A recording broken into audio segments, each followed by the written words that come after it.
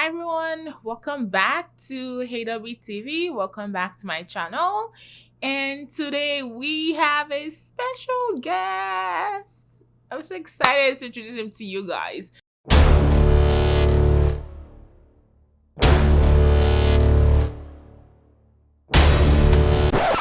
If you haven't already, don't forget to hit the subscribe button and to hit the notification bell so that you are the first to know when I post new videos.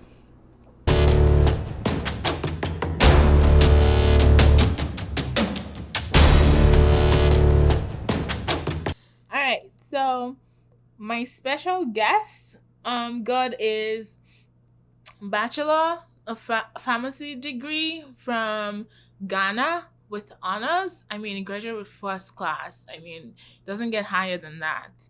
And is currently getting his PhD in one of the biomedical programs in Fort Worth, Texas, and is a third-year PhD candidate. And just a little bit about my guest. My guest is very has been very involved in research since his undergrad days, which started in his involvement in research started in 2012 and is ongoing right now. And also he has received numerous awards. I'm like reading through his CV right now, and oh my gosh, you guys, it is a lot. So he's received numerous awards and honors. Most recently is the 2019 Sigma Xi Research Showcase competition for the graduate division, and also for integrative physiology, or for the no. Okay, let me get this right because okay, so he got the 2019 Sigma Xi Research Showcase Graduate Division and also section winner. I mean, like, is your head not like big with all that that recognition? And he's a member of several societies, including the American Society for Nutrition, American Society for Pharmacology and Experimental Therapeutics, and of course, Society for Neuroscience. My guest has 3 publications and has submitted several. See how I'm scrolling through? Yeah, several abstracts, and has had 2 oral presentations and several poster presentations as well. It is very involved on campus and in the Fort Worth community. And without further ado, let me introduce you to Ghanaian pharmacist Anthony Oppong-Gyebi. Hi, Anthony. Hi, Deborah. Welcome to the show. Thank you, and thanks for the humbling introduction. Oh, yeah. It's been a privilege. Did you feel like your head swelling when I was introducing you? Well, kind of, but well. Anyway, the efforts, I would say, paid off. So whatever it is, they are achievements, and once you worked hard for them, then you can always work with your head held up high for the efforts you put in. So, well, thank you. Cool. So I'm gonna ask you like several questions about your PhD program and your journey towards PhD from pharmacy, being a pharmacist in Ghana. So first question is, how did you choose your PhD lab? And why did you choose your PhD lab? How and why? Yes. Okay. Thanks for the question anyway. Just a brief background of what my undergraduate research was, which I would say informed most part of my decision to come into a PhD program. I had my undergraduate research in pharmacology under the tutelage and mentorship of Dr. George Kofor, who was my preceptor at the time. And the basics of my project then was to investigate reproductive assessment of a hypertensive product. Okay. So we sought to investigate the effects that product has on the reproductive system, specifically in the female rats, which were used at the time. And the rationale behind it was, as people age, there are all kinds of cardiovascular and neurological diseases which come to play. And the one that we focused on at the time was hypertension, which we all know for a fact that it comes with aging. So the effect of the drug was the study was to investigate whether aside from the antihypertensive effects of the drug, does it also pose any off-target detrimental effects on the reproductive system? Yeah. So we investigated in virgin rats, and we also looked at pregnant rats to see if it has any effect too on the litters, or if a person is in a pregnant state and happens to be taking that substance, does it have any implications, whether in the short term or the long term, on such patients? So kind of that zoomed me into the area of research, where, from pharmacy school, there are several avenues that people can delve into. You could talk of industry, some may go into medical representative job, others too might end up in a hospital. But then how the research all went about and the interest that I garnered in it, it kind of gingered me on to move on to another level with the basics or the foundation that I acquired during my undergraduate days. So right from then, I gained some interest in research, and I furthered on to the hospital to do my internship, which is mandatory for pharmacists. And there too, I had the opportunity under pharmacist Razak, who was my preceptor then, to carry out 2 operational researches, which were also centered on females and pregnancy and the effects that pregnancy come with, especially on blood-related issues, which were presented at the time during the usual conference, the health conferences, which were held in the region at the time, where we had a privilege to present the operational research that we did. So all in all these stages kind of gave me the interest or motivated me enough to pursue a higher form of education where I can advance the little knowledge that I've acquired in female staff or female health, basically. So at a point, whilst practicing as a pharmacist, I felt that, well, I had a lot of interest in research. So I decided, well, why don't I go back and pursue what I would say cuts me out, or something that I have defined myself with whilst going through my pharmacy education, and that was to pursue a PhD in all its fullness after school. So I would say it took about 2 to 3 years for that to actually dawn on me to pursue that career. So I graduated from the pharmacy school in 2012, but I started the plans towards PhD, I would say somewhere in 2014, when I had gathered some amount of money which could support my application processes and all. So in 2015, I started with a few exams that I was supposed to write. And then I just took it up from there. So how did you choose your current PhD lab then? That was the why. Right? That was the why. So the how is how I came into it. The why. Really long why. And the why. But how did you decide on it? So the how, like I stated initially, I have had some interest in female health in general. So whilst looking for schools and having chanced on University of North Texas Health Science Center, I was reading about a few of the professors and the work that they do. And luckily, I found my current professor's work, which was of interest to me. And actually, in my statement of purpose, I made reference to the works that he's done and the things that I had seen or looked at. So I don't know if that contributed to me getting the slot as a PhD student, but then.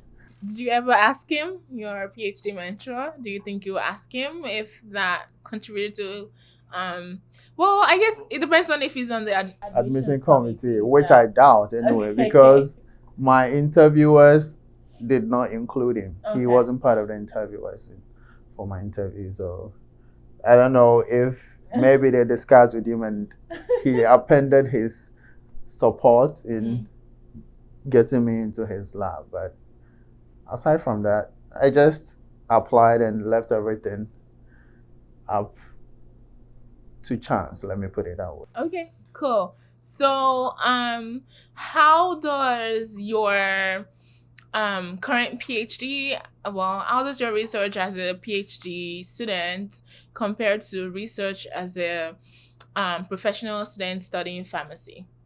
For PhD, research in PhD and undergraduate research, I would say there isn't much of a difference. One is just an upgrade of the other. Yeah, because I quite remember during my undergraduate days, the basics of research were the things that were inculcated in me at the time, where a project was assigned to you. You had to find models and strategies in addressing a problem, which was put out there. Even though most of the work or most of the research problem came from the professor under whom you were carrying out the project work or the research, you still have the chance to learn all the basics of research and what you're supposed to do as a researcher or as an academician or academician. So basically, that what you're doing currently as a PhD student is just an upgrade of what was done. So it's pretty similar. Quite similar, but this is more intense. All right, yeah. Because then you would have to combine it with classwork, and just a small fraction of your time was what you were supposed to dedicate to your research during your undergraduate days. But here in the PhD school or the graduate school, it's as though all your life is research. I know, I can attest. Yeah. I'm trying to find a solution to a lingering problem within a short space of time, or there's a time frame. So I don't see much of a difference between what we do in undergraduate and what you do today, but one I will consider as an upgrade out there. Cool. So you mentioned like studying for PhD or preparing for PhD application. As an international student coming directly from Ghana, in your case, to a PhD program, what did you have to do? You know, for me, I came as Nigerian into undergraduate, so applying to a PhD program, all I needed was my GRE scores, my GRE exam. So in your case, how did you prepare? What did it entail coming directly from Ghana to the US for? Actually, I had to write 2 exams. One, the GRE, which I think is mandatory for. Yeah, I think there's only maybe like a few schools that don't take GRE, but majority do require GRE for. And at least if you want to brighten your chances of getting into a graduate school, then I think you would have to make it a priority to write a GRE, because it puts you on a pedestal, which makes you more competitive compared with other people who didn't write it. And also the other exam I wrote was TOEFL, which is an English. Say it again. Say TOEFL. Okay, I say TOEFL. Yeah. So I mean, it's TOEFL, so it's test of English language. As for English as foreign language. What he said. It's been a while since I took mine. Yeah, you took it about 10 years ago, so it makes sense. What is it? Test of English as a foreign language. Okay, so TOEFL. Those are the 2 ones that you took? Yeah, those are the only 2. Did you have to like, how did you prepare? Did you have to get like those 2 top exam people, I guess, exam companies, Princeton Review and Kaplan? Did you have to use those? How exactly did you do that? Or did you go to like a study center? It's super smart, so you probably didn't do that, but well, are you trying to take the wind out of myself? Okay, well, let me tell you how the journey all started with my GRE writing. I first inquired from the agency, one of the agencies that you mentioned. I inquired from them and sought what I needed to do to get a GRE rating. So I went for a couple of meetings with them. I had not registered or anything with that. They have a branch in Ghana? Yeah, they had about 2 or 3 branches. Oh, that's in pretty Ghana. cool. So I went to them. I should know this. I'm stepped in. African. I stepped in a few of their meetings to see what they discussed there. And I think that alone was more than enough to kind of spur me on to pursue what I had on my mind all this while, because I saw a lot of young students, young people who were hungry to do something for themselves. Some were preparing for SAT, others were preparing for GRE, amongst other exams, standardized exams to get schools abroad. So with the zeal and passion that all those young people put in, that was more than enough to also get me in that spot too. So at a point, I quit my job that I was. Oh my gosh, wow. Dedication right there. 1 year into it, Oh, okay. I quit it. The main aim was to have enough time to prepare for my exam. Okay. So that was the excuse I gave my family that, hey, I want to prepare for exam, which is coming up in a few months. So Okay. I had to quit my job. I wish I did. Well, I couldn't have done that because, yeah, I was working while I studied for the GRE. It was really hard. But, well, it was my life. Probably did better than I did. I won't even say my scores because yeah, I was working. I did 50 what hours a week. I got what was just enough to get me into graduate school, so I don't care. Yes, whatever it is. And that is also one of the advices that I may want to give even before we get to the latter part of this interview, that you should not be scared about writing the GRE. I know there's a lot of fear in most of graduates in writing the GRE, and they feel it's too hard an exam. That alone, the fear of failing the exam alone puts most of them off. But then just go in, do your best, whatever the grade is, use it to apply. There are people who've gotten so lower score and still got schools, and others who got so high score and did not get schools. It's all about how lucky you are or where you stand in application process. So continue with where I left off. I registered with them even though I didn't go for classes with them. I studied on my own, and I'll say two of the books which I focused mainly on were the GRE Maths Bible, which was mainly about mathematics and so many questions, which trial questions, which in a way puts you, yes, it's a very good book. Okay. And the other book too, which I used was the Gruber, Gruber, It compares with Princeton and Kaplan, amongst other stuff. So that's where I learned all my strategies about the argumentative essays, the issue-based essays, and a few of the vocabularies which I had to study for the exam. So basically those were the two that I had to focus on. And in all fair honesty, I used about 2 months to prepare. And one thing I felt, or one thing I realized was, until you register for the exam. That's your job for 2 months? Yes. Well, I guess. Well, I got another right after, so. Oh, okay. I got another job right after. I told you you're so smart. That's why it's like competitive for the job market. Well, you may want to put it that way, but pharmacy practice in Ghana too is an area that there's always readily available jobs for people. Okay. Yeah, so it wasn't too hard finding one. Yeah. After being on leave. In quotes, been on leave for about 2 months, so it was pretty cool. At least in the long run, whatever decision I took then paid off. So yes, that's how I prepared for my GRE. I would say it took approximately 2 months to do that. So it's very doable. If you feel you can't do it in 2 months, you can just extend it by a month. But then the key advice I would give is, until you register for the GRE, you may never write it. Because the fear of, hey, I'm going to fail, would always haunt you. Yeah. So register for it and say, well, now I've committed myself. I've paid all that money and it cannot go waste. So I have to step in the pond or step in the pool with both legs and take my strides in the water. Else, my money is going down the drain. And by doing so, you're definitely going to prepare. At least, even if you get a month steady, you can still do something on the exam.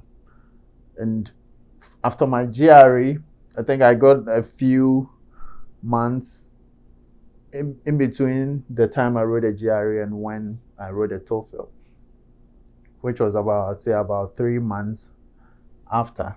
And TOEFL, being someone from an English-speaking country, it wasn't too difficult preparing for it because it was just...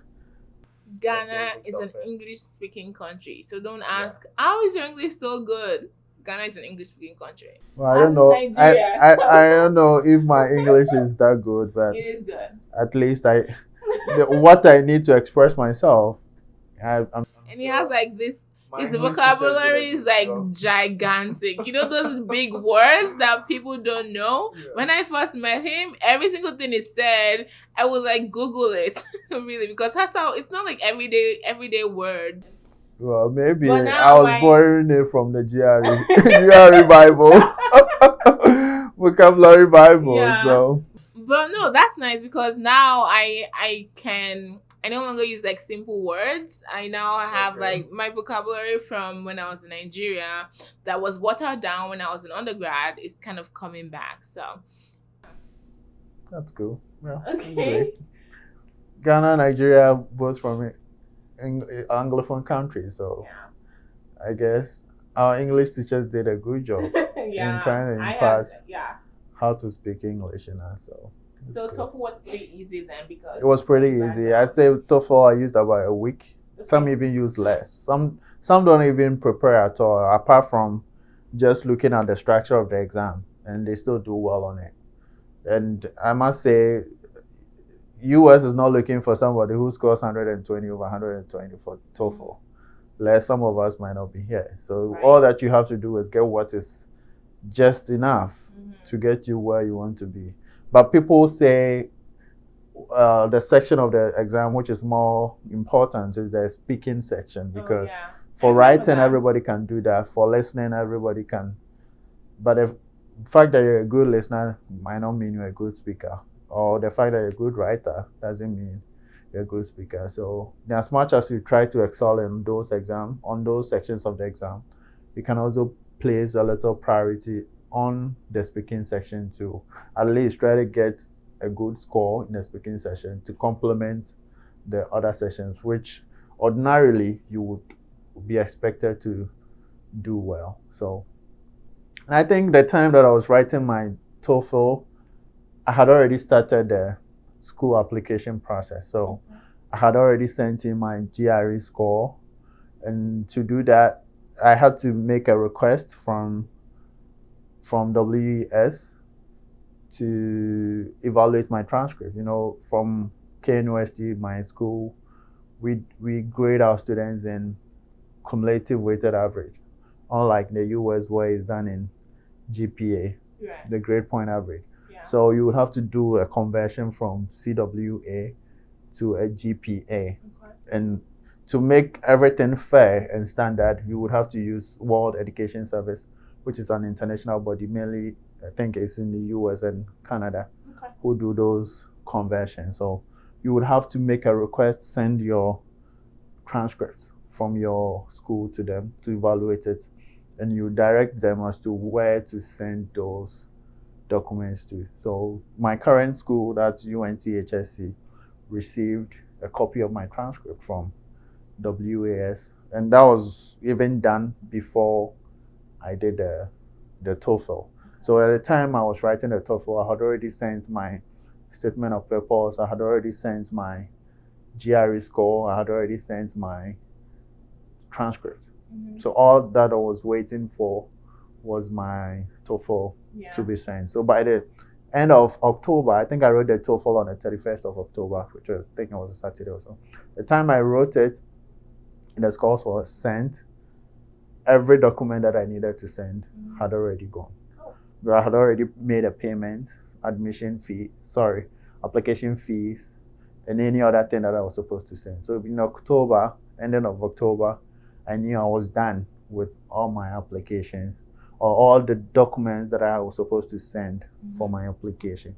And all I was hoping or wishing for is to get contacted by the school for an interview, a slated interview, or to be told, hey, we got so many applications, equally competitive applications. Yeah, you know those ones like thank you so much for applying, but So, yeah, sorry, we can't consider you this year. Yeah, we hear that a lot nowadays, especially for our grant applications like, and, it's like just and tell scholarships. Me no, don't tell me. They just tell you, well, we got so many applications this year, and you're sorry, we can't consider you. So, or we can't fund your research.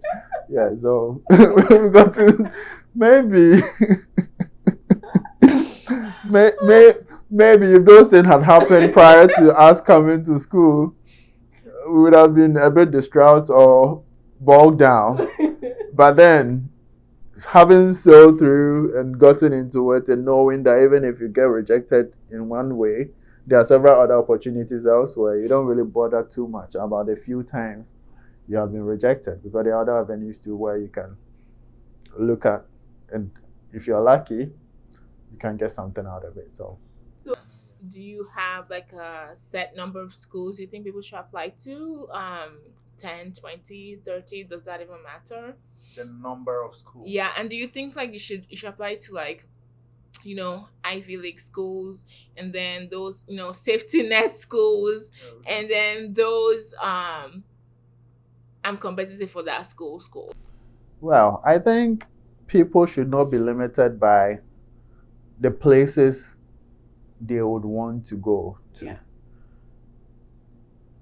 If you did well in your GRE, if you did well in your TOEFL, and you feel you can rub shoulders with other competitors who are going to, in course, the highest ranked schools like the Ivy League schools, and I wouldn't even limit it to the Ivy League schools. In the application process, there are so many schools which will specify the GRE scores they need. Yeah. And some are very strict about it. If you stay within, you are likely to get an interview slated for you. If you are without, they may not even contact you to say, hey, we got so many applications. Some may not even contact you at all. So during my time, I applied to 4 schools. Okay. I got contacted by 2. You think that was risky? Well, not necessarily. It's all about taking a gamble sometimes. Yeah. So some people would want to apply to as many schools as they can. But remember, it also boils down to the amount of money you have. Yeah. Your financial capacity also informs how many schools you can apply to. Because for every school you apply, except just a few of them who may not request for application fees, for all the other schools, you would have to pay application fees. For almost all the schools, you would have to send transcripts. Yeah. For almost all the schools, you would have to send your GRE scores. Yeah. For almost all the schools, you have to send all your everything. Yeah. And everything comes down to money. And even with a transcript, you would have to send it from Ghana. Yeah. Not online. You have to send through mail. Ooh. And you have to pay if you want to get it in early enough. Sometimes I remember doing that. Yeah. You have to use some courier services and all, which everything comes to money. So the baseline thing is, how much money do you have at hand? Yeah.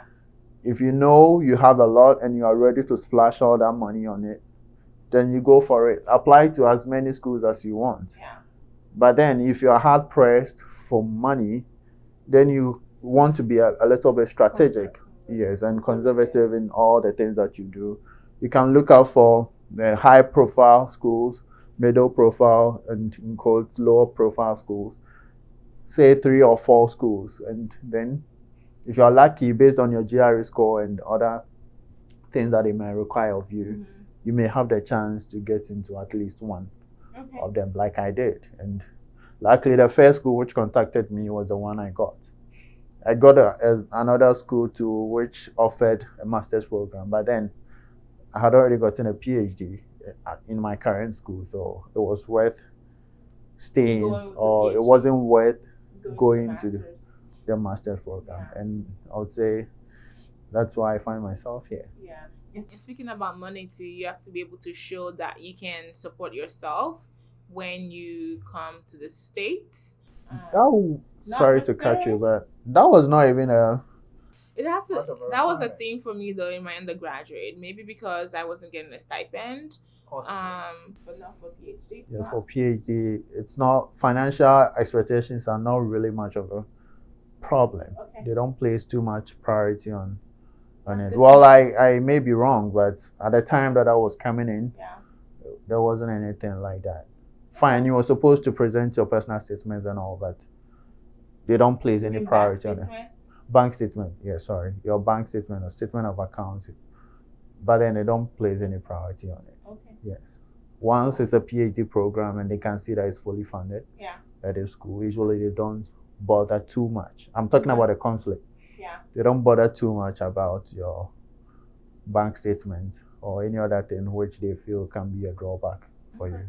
Yeah, so I would say I had a smooth run from the time I decided to write a GRE, wrote the other exams, amongst other things. Some people have to write it twice, 3 times because they have set their eyes on certain schools. Yeah. And it's only those schools or no other schools.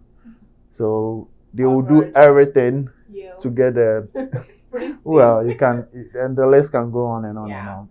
Yeah, so well, but sometimes they say it's not about the school that you find yourself in, it's about what you can do.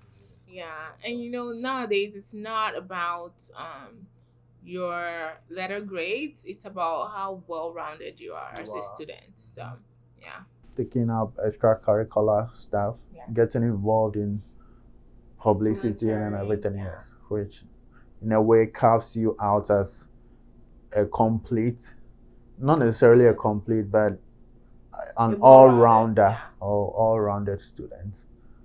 So now you're now in your it's in his 4th year, and I said he's a 3rd-year PhD student. It's in the 4th year. It's because we came in the same time, and I still think of myself as a 3rd-year student. But you're now in your 4th year of the degree of your PhD, and would you say that it has met your expectations? Is it meeting your expectations? That's an interesting question. I would say yes, it has. The reason being that when I was coming in, there wasn't any big standard that I was measuring my current training with. And for that matter, whatever I'm being presented with today is all that I know, or all the training that I'm acquiring. And I'm not comparing it with a past training or past experience. Maybe what comes close is my undergraduate training, which also, this is way advanced or an upgrade of what was done there. So in terms of expectation and the exposure that I have had, I would say it's met my expectation. Oh, good. So as I was reading and looking through your CV, you had numerous awards and honors. Do you have advice for to give international students that might think that the fact that they're international will make it like harder for them to get all these awards? Do you have like a sentence or 2 advice to give to them? Wow, to give all that in a sentence or 2? Okay, I'll try. Okay. I must say that as much as we think most of the awards or the privileges are reserved for US citizens and permanent residents, there are also tons and tons of opportunities out there which international students also have the chance to access, even though the ones that international students can access to are available to the US citizens and permanent residents. So you're like, at least you can still take the chance, compete with them, and if they find your materials, your credentials, or whatever you presented to them as credible enough or promising enough, they won't hesitate at all to support. Yeah, and I think for me, I really like that, because then it tells me that, you know, I'm doing okay. Yes. If I can compete with other people and still stand out, and it's not like, oh, she's good for this is something that my PhD mentor and I were talking about, that she was also international, and we're saying that we don't want to be known as, oh, she's a good international student, or good for an international student, or good for someone that has an accent. You want to be good because you're good. So yeah, I think being in the pool with other people makes whatever you receive, even more like, whew, that's I did that. Yeah. So all you have to do is just ask. You ask your seniors, you ask your professor, you go for seminars, you go for conferences. And Google.